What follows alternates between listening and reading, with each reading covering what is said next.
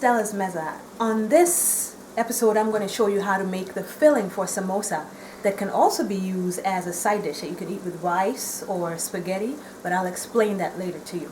Now what you will need is 1 pound lean beef, ground beef, or you can use 80% lean, 20% fat. And then over here I have it on medium heat on a pan. I have added 1 diced red onion, thinly diced, and then I have added 1 teaspoon of garlic paste, and I've added 1 teaspoon of ginger paste. And then what I have here is half a jalapeno. What I did with this, I roasted it in the oven for 15 minutes, peeled the skin back, and then cut the middle of it, took the seeds out, deseeded it, that way it's not too hot. And then I went ahead and finely diced it. I'm going to throw that in there, okay? Now if you like your food hotter, you can go ahead and add a little bit more, or whatever your taste is, whatever you like, go ahead and do that. Now I'm not adding too much because I have kids who also be eating this. I don't want it to be too hot for them. Okay, now over here I have 1/4 teaspoon salt that I'm going to add in there. Okay, and then I have a 1/4 teaspoon turmeric. Okay, that's that beautiful yellow spice. Now I start with turmeric because it has a strong flavor. You want it to cook down. Okay, now our goal is trying to cook this water down if you're trying to use this as a filling for samosas, because it's supposed to be dry. But if you're trying to use it as spaghetti, you don't let all the water evaporate. And then I'm going to add here a 1/4 teaspoon cardamom. Now this is a very flavorful dish. That's why I'm using a lot of spices in it to make it a nice and full, well-rounded flavor dish. All right. And then I have here a 1/4 teaspoon coriander powder. And you add it in there. As you add it, you stir to make sure everything is nicely coated with those spices. And then over here I have a teaspoon of cinnamon, ground cinnamon. And if you could only smell, it smells so good.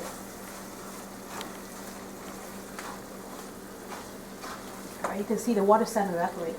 All right, and then over here I use a little bit of, it's called Dana Jira. I'll put it on the description in my at the bottom of the video, so just take a look and I'll show you also where you can find it. And then here 1 teaspoon of cumin. Okay, so I go ahead and give that a good mix, and you can see the water is evaporating. And you want this to be all the way dry. Now, when you finish cooking this, you're going to transfer it over to a bowl so it cools down. But at that point is when you add the cilantro. I have here half of a bunch of chopped cilantro, finely chopped. And then I also have here half a cup of frozen peas. Okay, you can use them fresh shelled. And I'm going to add that at the end because these are soft and I don't want the cilantro to wilt and turn brown.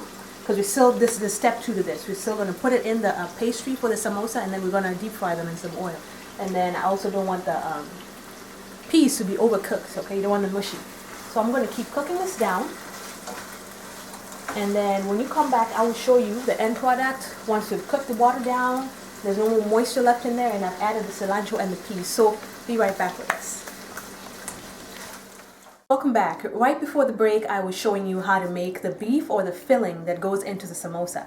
Now I went ahead after I'd already finished browning the meat and putting the spices in there, the onions, the garlic, and the ginger paste. I went ahead and let it cool down and then added the peas and the cilantro. And this is what it looks like. Now this is just part of it. I've already used some to cook some samosas, okay? And then, now don't worry about the peas not being cooked here, because as you fry the samosa, it's going to cook in the oil. So don't worry about that. And I did that on purpose. All right. And also in part 1 of this samosa video, I went ahead and made the dough, the pastry that we're going to fill with this. Okay. So I'm going to show what I'm using here is a scoop, like a cookie scoop. And I'm just going to put 1 teaspoonful in here. See that? And then I'm going to push it down a little.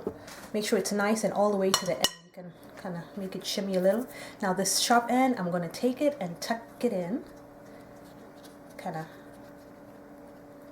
give it a nice little cradle in there. And then I'm going to take that paste. Now there's no pretty way to do this. You have to get your hands dirty. But it's for a good cause. So let's go ahead and do that.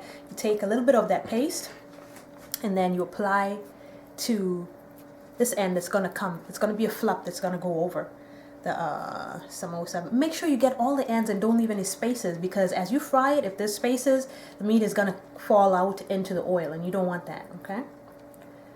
All right. So I'm gonna put a little bit on here as well. Okay, and then you take that flap and you pull, but don't break your dough. Pull till it's nice and tight and firm, and then you push it down and kind of flatten it a little. Okay, and then that's it. And then I've already gone ahead and made some. If you see that tray, and this can store, you could make this ahead. If you have a party, you can go ahead and do this ahead of time, and then cover it with the cling foil, the cloth and cling foil, or cling foil. Put it in the refrigerator, and then when you're ready to cook, let it sit out on the counter for 30 minutes, and you can go ahead and fry. Now over here, I have some oil that's been heating up on medium heat, and I want to show you a trick to use to see if your oil is ready to fry. So I have a piece of dough, and you're going to drop it in here, and it should sit there for a little bit before it comes up. And if you see that, your oil is ready to fry your samosas. So I'm just going to take this out, and then I'm going to drop the samosas into the oil. Make sure you drop them away from you, okay? That way it doesn't splatter on you, because you could burn and hurt yourself. Just like that. Try not to crowd the pan too much. Oops, that's what I'm talking about. Okay, now you take your strainer and just toss them around in there. Make sure that all the sides get heated, get to touch the heated oil, and it cooks evenly. And you're looking for nice golden brown color. And you see, because we seal the samosas nice and tight, there are no pieces of meat falling into the hot oil. And then just to let you know, you can do this. You can use ready-made pastry, I know, to make this. And the reason I'm telling you this is because it's people who do not have patience and do not want to go through the whole process of kneading it, the flour, and doing all that I've done. But I wanted to show you the authentic way of doing it. This is how my mother does it, so this is what I'm sharing with you. So you can use pastry sheets that they use to make spring rolls. You can find them in the grocery store, and then you can cut them up into strips and then continue folding from there. But this is how I always make them, so this is what I'm showing you. Okay, so you let them cook. And I think that when you use a ready-made pastry, the samosa's appearance is smooth, and that's okay. I know it adds that visual appeal to it, but I also think that when you go through this process, and the dough is going to have, the pastry is going to have a little bit of bubbles in it, you know, like air bubbles that are trying to escape, and it adds more character to it. And there's nothing. It's homemade. It's supposed to look homemade. Okay, so you keep frying them, and I want to show you something as I let these fry, but I'll come and check back on them. I want to show you, I had some completed ones here. You see that? Take a look at that. That's what it's supposed to look like. So I'm gonna listen to that. It's supposed to have a crunch. You hear that? Yep. And you break it apart and look at that. It's beautiful. You can see the ground beef. You can see the cilantro in there, the peas, this color. And I'm going to taste it, and I'll tell you what it. Because remember, when you cook food, the first thing to eat it is your eyes. You have to eat with your eyes, so it has to look good and then taste good. So we've seen the looking good part. So let's taste it. Oh, that is really good. Now, you can eat this. You can dip it. If you like to dip your stuff, you can dip it in sweet and sour sauce or barbecue sauce. I'm yet to come up with a recipe for the sauce that you can dip this in. And if I do, I will put it on one of my videos. Or you can drink it with just a cold glass of cola or any kind of drink you like. And this is fabulous for parties like cocktail parties or a side dish or a snack. Okay?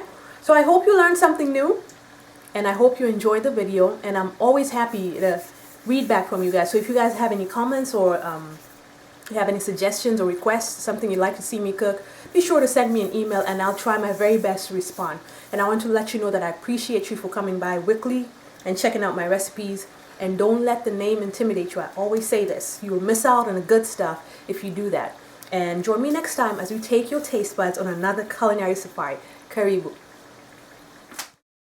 Yeah, yeah, yeah, yeah, yeah.